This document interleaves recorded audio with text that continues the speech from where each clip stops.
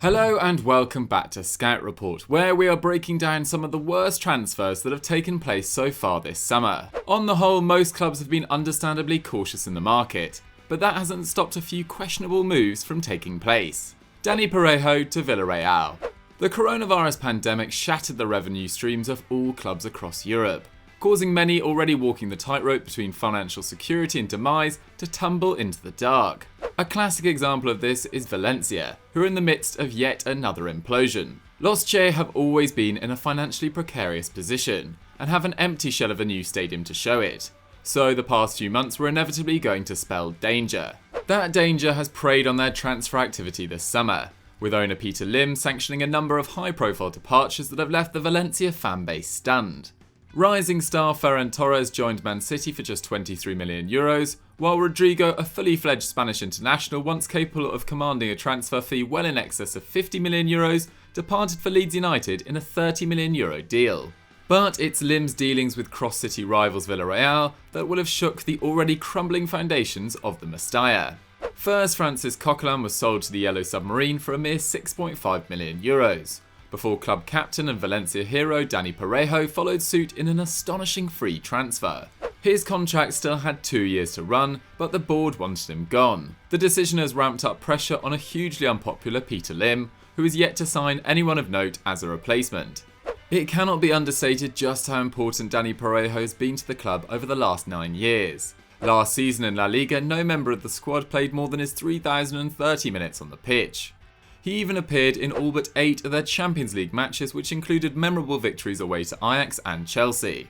In fact, he has only missed 19 La Liga games in the last 6 seasons, and leaves having made 383 appearances and scored 64 times for the club in total. Parejo is an all-action central midfielder and dictator of Valencia's forward play. Last season, his 2,689 touches of the ball was not only the most on his side, but the 6th highest in the division. From a defensive perspective, he was excellent, completing 1.1 interceptions and clearances per game, as well as 2 tackles per 90. Of midfielders at the club, only Jeffrey Kondogbia was busier in the tackle. But it was Dani Parejo's attacking vision that really made him shine. The former Real Madrid youngster is always looking to progress the play, and ranked 4th in La Liga for passes into the final third in 1920, behind the impressive trio of Sergio Busquets, Toni Kroos and Iva Banega. He even registered an 86.3% pass success rate, which, considering his aggressive use of the ball, is very strong. In total, he scored 8 times and registered 3 assists in the league, which made him the club's 2nd top scorer after a dismal season for Rodrigo and Kevin Gamero. Had the strikers ahead of him performed better, those goal contributions would surely have been higher, as his 107 shot creating actions once again ranks him in the top 10 in the Spanish top flight. You only have to see how Rodrigo misses XG by 3.2 to understand Parejo's frustrations. What makes this free transfer more absurd is that at 31 years old, Parejo was by no means fading, and still held a value on Transfermarkt of €20 million, which peaked at €30 million just 12 months ago. New boss Javi Gracia will have a lot of work on his hands reprogramming Valencia, as without Parejo they are almost unrecognisable. Before we go any further, just a quick reminder to subscribe to Eurofootball Daily and hit that notification bell to never miss one of our brilliant scout reports. Miralem Pjanic to Barcelona. Next, we turn our attention from an absurd free transfer to one of the costliest deals of the summer: Barcelona's decision to swap Arthur Melo for Miralem Pjanic. There are many aspects to the move that bewildered onlookers, and maybe even the players themselves. Against his will, the Brazilian midfielder Arthur was forced out to Juventus for a massive €72 million, but then Pjanic came the other way for an equally astonishing €60 million fee. Considering the Bosnian turned 30 back in April while Arthur was just 24, the deal made little sense. Of course, there was a lot of clever accounting to consider that we tried to explain in previous videos, which in short will see both turn a profit on their exports. But there is no doubting Juventus are the real winners in this equation. At the time of the deal, the average age of the Barcelona squad was 26.9 years old, but 11 of the key first-team players were over 28, with 7 north of 30. Considering the Blaugrana had very publicly been trying to move on a 32-year-old Rakitic, selling one of their established young stars for a weathered veteran of Serie A, who will have minimal resale value at the conclusion of his new deal, has been rightfully scorned. There is an argument, however, that Pianiech is exactly the type of player they needed. Arthur is a passing metronome, but he'd only scored 4 times and recorded 6 assists in 71 games in Catalonia since joining from Gremio in 2018. He often came into criticism for playing too many square balls, which goes some way to explaining his 91.5% pass completion rate and the fact 65% of all his touches came in the middle third of the pitch. Even his 2.3 defensive actions per game is not particularly strong, leaving many questioning in Catalonia what exactly Arthur brought to the table. Barcelona's main issue is that they were crying out for creativity, with the club overly dependent on the mastery of Lionel Messi. Pianiech does offer the attacking threat they crave, with his 2.2 key passes per 90 in 1920, stronger than anyone in the Barca squad but Messi, and only bettered by Dybala in his own side. He finished the season with 3 goals and 6 assists in Serie A. This may seem impressive, but in fact the former Roma star is a man in decline. His expected goals and assists per 90 rate has dropped to a career low 0.16, his 6th consecutive yearly fall, having once peaked as high as 0.56 in 15-16, over a goal and assist every other game. In 1920, his 0.8 shots and 2.2 key passes were both his worst return in his time with the old lady, and there isn't much evidence to suggest that will improve in La Liga.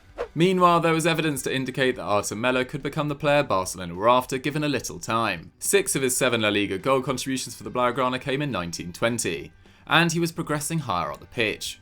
His number of touches in the final third rose by 24%, while his touches in the opposition penalty area almost doubled. He only played just under 1,200 minutes in the league, but that should have been more, as when presented with the opportunity to score, Arthur is surprisingly clinical. 3 out of his 5 shots on target resulted in a goal, a La Liga best return of 0.6, while he ranks 7th for goal creating actions per 90.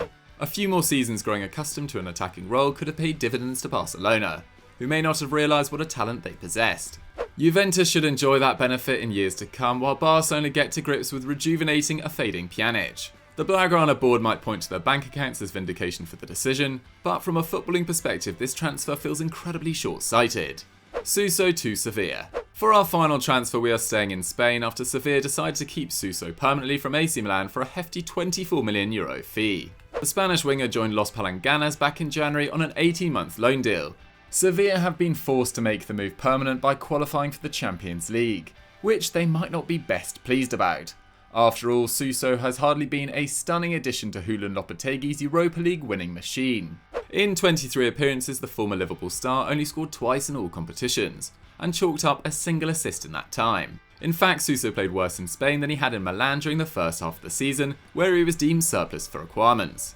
For the Rossoneri, he was actually taking a quality 4.5 shots and key passes per game, with Bonaventura his only teammate who offered more shot-creating actions per 90.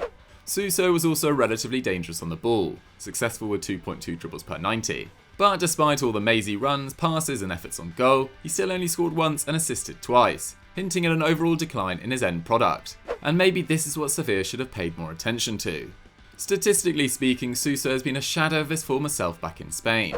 His shots per game have dipped alarmingly to 0.8, and his key passes per game more than half to 1.1. If that wasn't enough, his dribbles per game have fallen by almost a third, and the number of crosses he is attempting per 90 slumped to a career low 4.4. It appears that Suso just isn't playing with the cutting edge he had become known for back in Italy. Despite being forced to complete fewer passes under pressure than he has done in the last 5 years, the progressive distance of his passes per 90 have once again dropped to a career low 173 yards in Andalusia. That means that despite having more time on the ball, Suso is choosing to be less aggressive and taking the easy option. 12 months ago, Suso was coming off arguably his best season yet as a professional, having registered 17 goal involvements for Milan. Since then, something has clearly gone wrong, as his performances have nosedived. Transfermarkt agree, slashing his value from €50 million back in December 2018 to just €17.5 million today. Considering how little he has improved since heading to the Estadio Ramon Sanchez Pizjuan, AC Milan will be quietly elated at the €24 million clause they negotiated. That said, at 26, Suso is hardly old, so still has time to rediscover his former self. Sevilla will hope 1920 was just a blip in the Spanish international's otherwise respectable career, as if not, Suso could prove to be an expensive error that no club can afford right now. So guys, that was our scout report on the worst transfers of the summer so far. Which one did you guys think was the worst? Let me know in the comments down below. As I said earlier, don't forget to subscribe to the channel and like the video, and I'll see you next time.